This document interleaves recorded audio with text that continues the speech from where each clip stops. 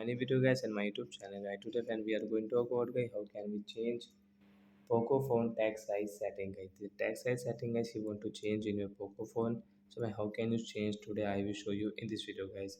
So before starting video fan, first of all go and subscribe the channel guys. Click the bell icon, like the video fans. So guys now let's see.